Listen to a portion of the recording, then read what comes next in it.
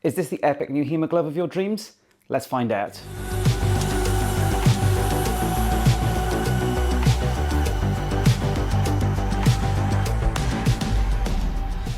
Hi, I'm Nick Thomas and welcome back to the Academy of Historical Fencing.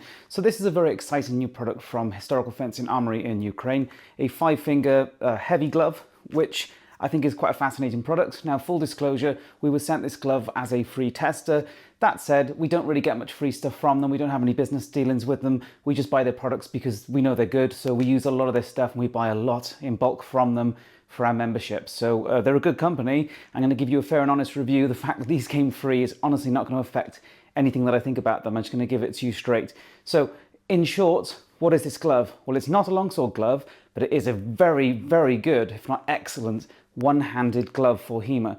And that's really where this review is going to go. But I know there's so much more you're going to want to know about this glove, so I'm going to expand upon that greatly. So if you want to watch on, that's great. If you are a saber or a side sword or arming sword fencer, just go and buy them. They are really good for that kind of thing. So when it comes to a new glove release, there are lots of things that you're going to want to know. Things like, durability, weight, dexterity, how they work with different swords, what's the protection level. I'm going to answer the majority of those things for you. Now, in terms of durability, I've done 6 weeks of heavy use with these. And that's been with pretty much all steel fencing, with pretty much every sword that is used in HEMA, aside from Montante or Greatsword, because that is pushing the limits really of what any glove can handle. But I've used it for absolutely everything else. So longsword, side sword, katanas and Kriegsmessers, arming sword, everything I can possibly think of, yeah? And my conclusion to this glove is I don't think the longsword crowd is going to be happy with this for general longsword practices in high contact longsword, tournament longsword, that kind of thing. And that's because it's a light glove in terms of mass. The plates are a little bit flexible and there's not really a lot of padding inside. And I think that suits one-handed fencing really, really well. At just 250 grams per glove, these are the lightest heavy gloves on the market by a long way in many cases. Of course, this is not the first 5-finger hard-shell glove on the market. We've had things like Pro Gauntlet, Neyman Armadillos, the Infinity gloves, the Night Shop recent release, and the Gabriels, of course. And all of these gloves have had something to offer. Some of them are good, some of them aren't, some of them have failed. I don't really necessarily use any of them quite yet as my standard, but I think hard-shell protection is a very good thing because it can offer a lot of protection at a low weight and low bulk. And in terms of a heavy glove for HEMA, there are a few things that I truly despise, and that is too much weight on a glove, because the more weight you put on the hands, the less it really feels like an unarmored fight, because after all, this is trying to represent unarmored fencing, even though it might look like a historical gauntlet. And then in terms of the dexterity involved in what a glove can do, that is the second factor. Now, many of you will be familiar with the HFA mittens. This is a first generation of them, although we've had many since with a slightly longer cuff. My first editions are still in use and they've been absolutely fantastic. I know for a lot of people they are a gold standard of mittens in HEMA, and the longsword crowd I know absolutely love them in many parts of the world. They are truly a fantastic glove. And you might be wondering, can we get this kind of quality with this glove, and is it going to do something similar? Well, in terms of build quality, I think yes. In terms of function, it's going to work differently. If you are a longsword fencer, you are best catered to by the HEMA community for gloves. You have loads of options, including this. There are loads of good mittens on the market, and I think these are one of the best because they are low weight and low bulk, as well as being just overall good quality. If you are just a predominantly longsword fencer, you should probably own some mittens. They are the best thing overall in terms of price, protection, that kind of thing for longsword. But if you practice with a broad selection of weapons, or you are a saber fencer or a side sword fencer, sword and buckler, that kind of thing, this is the kind of thing you're going to want, okay? And the reason for that is we want dexterity for a one-handed sword, and in the case of things like sabers and side swords, being able to manipulate the grips in certain ways that mittens just do not do. If you ever see mittens being used for saber, you can see just how kind of awkward it is, and you can treat it as kind of like a swinging from the shoulder kind of style, which can work okay with a mitten, but in terms of most European saber styles, it doesn't suit being used for a mitten. So overall, what is this glove? Well, it's hard shell in all places, and that includes this wrist section. So this has a band inside, which is not too dissimilar to the sparring glove range, although it's a little bit thicker and it's padded. So it does offer a bit more protection than that, which I know has been a problem in the past, and I've had that problem myself. That can be quite painful in sparring gloves. This works quite well. It's hard shell everywhere. You've got crush protection, overlapping plates. In terms of protection, it's overall very, very well protected. Now, the plates themselves are lightweight and a little bit flexible. Now, what that means is the dexterity is absolutely incredible. It's near enough like we're in a plain glove. Of course, with that play, in terms of hard hits, there is a potential for some of that force to still actually get through the plates. And that's another reason why I think for longsword, high contact longsword, you're going to want something a bit beefier. Now, in terms of price, they're €300. That puts them in the kind of typical category of all the sort of high-end HEMA gloves. So that's pretty standard.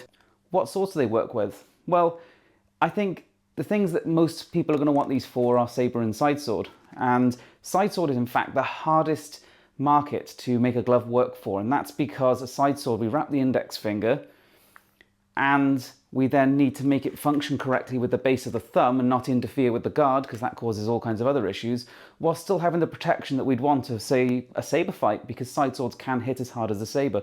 And so the side sword is probably the hardest sword to make a glove for, and it's not been well catered to for over the years, until recently with things like the Thock and the Supfen impact-resistant gloves. Those have been quite good for side sword users. And so if we take, for example, one of the most common side swords on the market, which is the Kveiten side sword number 1. It's a very, very commonly used side sword around the world. And it's, in terms of space to fit a glove in, I would say this is a sort of medium level. It's a good, sensible size, but it's not super compact, okay? And if you notice, the glove fits in absolutely perfectly. Now, for now, they're only releasing this one glove size, which is counting as medium to large.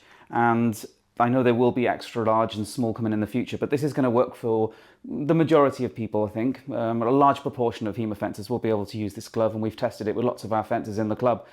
And for me, I don't think I've ever had a glove that is seated into a side sword as well as this. And that is to do with how it interacts with the front finger ring and the base of the thumb, because a lot of gloves, they drive the thumb further away from the guard, and that starts to make it increasingly uncomfortable, and you end up with all sorts of cramp and weirdness, which is pretty damn uncomfortable. Now, I've done a lot with side swords and paired side swords and all kinds of stuff since getting these gloves. Again, I think it is the best side sword glove I've ever used, and it works incredibly well. But if we now move on to a much more compact side sword, so this is a Malleus Manciolino 1, so I would say this is one of the most compact hilts of the side sword market. So this is the hardest thing to fit a heavy glove into, and it fits absolutely perfectly. And I've used this again a hell of a lot, this combination, this sword, this glove recently.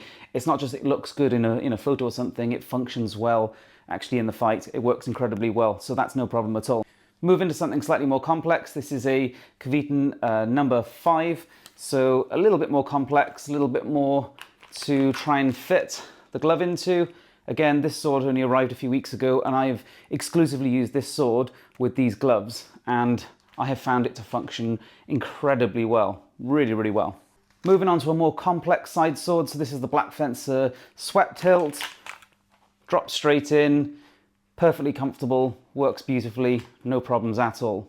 Complex and fairly compact. So this is a Black Fencer Munich, which, yeah, it does offer a lot of protection, but it is also fairly compact. There's not as much room in there as the Swept Hilt version. And glove goes straight in, absolutely no problem, nice and comfortable.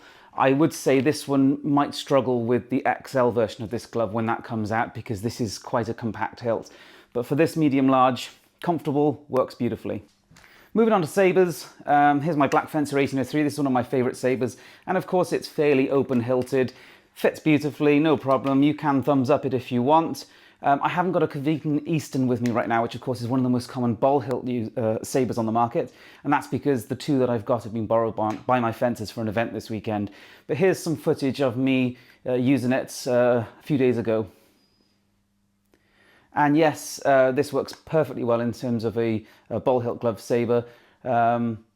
with thumbs up, no problem, it's nice and comfortable. And if you look at the dexterity it's offering, particularly with things like the cut threes, I mean, cut three is the most challenging cut for a heavy glove to handle with sabers. And you can see it's just flowing really, really well. In terms of earlier swords, I know obviously the Armin sword crowd may well want a good 5-finger glove. So this is a Poker Armory, Miles model, I believe it is. And this is one of the smaller hilted Armin swords on the market. Really comfortable, works really, really well. And in terms of a measure, this is a Regeni #1. Absolutely fine. Can you put the thumbs up the back? Absolutely, it's super comfortable, no problem at all. There's all the dexterity to do that. So if you want to do the thumb on rotation work with a measure, it's extremely comfortable, works just fine. So how am I finding the protection levels? Well, as I said, I've used it with pretty much everything other than Montantes, and I find the protection levels are very good, up to the point where you're getting hit by hard longsword hits and then they're really stinging, and I think there's some potential for a bit more injury there. And I would say in that regard, they're quite similar to the Thock gloves, because I find those work fairly well at kind of a club easygoing level of longsword, and when you start pushing them a bit further, the hand hits can really sting and potentially be more severe, and I've seen some nasty injuries through those using, say, side swords.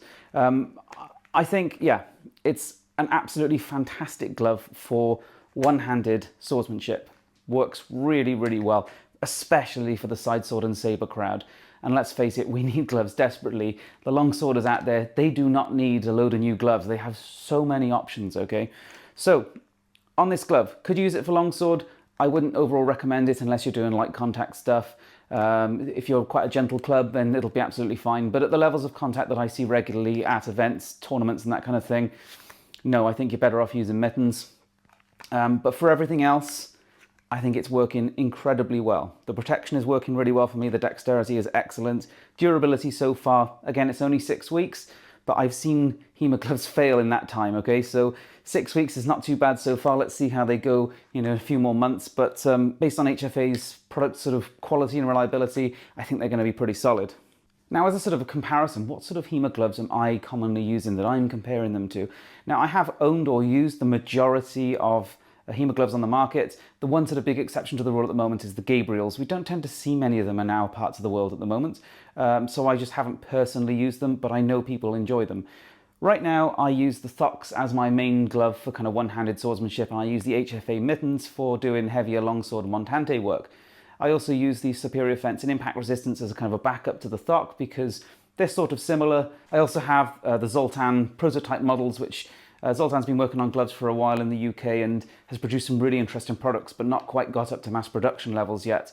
And I do also use these, and you can see that's another hard shell glove option, which is basically like a heavy duty version of these HFAs. Although, interestingly, when I saw Zoltan a few months ago, he had a lightweight model intended for sort of more one-handed sword use, and it actually was very similar in terms of mass and plate thickness to these HFAs.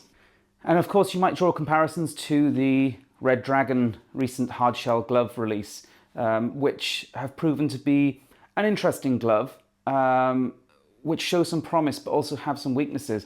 Now, how do these directly compare? Well, obviously, the Red Dragon product is very cheap compared to the HFA. Protection levels where the plates are is sort of similar between the two, except the wrist offers a lot more protection on the HFA, and you have a lot more wraparounds protection around the fingers and thumb on the HFA, as well as the comfort and dexterity just being that little bit better. So it's basically like taking the Dreadnought Red Dragon glove and making all the improvements that you might want to it, okay? Now, one thing a lot of HEMA gloves suffer with is cramp, because they tend to set the hand in a certain position or set the glove so that it naturally forms into one position or other.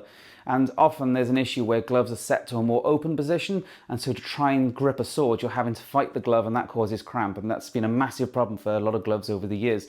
And now you notice this one with the HFA, if I grab an empty one, you'll note that it's kind of naturally set into a grip. And in fact, it curls into very much a Saber side sword grip, or sort of a handshake grip immediately. And that means that when you first put it on, you might feel that it's a little bit weird because, we don't walk around with our hands in sort of a handshake or fist type grip. And so the glove sets you into this. That doesn't mean you can't open it up. You can, and you'll see on the video, I open it up to do sort of grabs and grapples and stuff like that. You can still do that, but it naturally sits here. And the beauty of that is it's very comfortable on the sword and doesn't cause that cramp. So that's really, really nice, as well as keeping it more into a sort of set level where the protection is working best. Now, are there any gaps or concerns with these? Well, they don't really have much in the way of padding internally, and of course, that means that they're not going to absorb all energy, and that might be a concern for certain users with certain swords. For me, using, again, one-handed swords, I think the protection level is working brilliantly. The only area of issue that I have seen people mention is inside the thumb area here. That said, once you get it into a hilt, it seems to work perfectly, and being able to interact correctly with the guard of a sword is so vitally important. So that gap closes up very much once the actual guard gets into place on the glove. And so as much as, yes, there is a small gap here, to a degree, to work with these hilts, there kind of often needs to be, and it's working and functioning okay for me personally. But I can see, in terms of cuts, I don't think anything's much going to get into there, but there might be a small risk of thrusts getting into these tiny gaps here in the thumb. It hasn't been an issue for me so far, and I'm glad that it's functioning really, really well with a sword that often doesn't work well with many gloves. So in conclusion, what do I think of them? Well, I think you get the idea from the opening of this video that as a one-handed sword glove, I think these are absolutely excellent. In terms of durability, we're going to have to wait and see. I don't think they're necessarily suited to longsword fencing for most people, but as a one-handed sword glove, they are absolutely one of the best out there right now. The dexterity and comfort and kind of slimline fit of them is just absolutely fantastic, and I would definitely buy these myself. I think they're going to work really well for especially the Saber and sidesword crowd. So I'll keep more videos going on these, and keep an eye out for the sparring content, because loads of the sparring videos coming up are going to feature these gloves. Based on my experiences, yes, absolutely would recommend these for the one-hand sword crowd.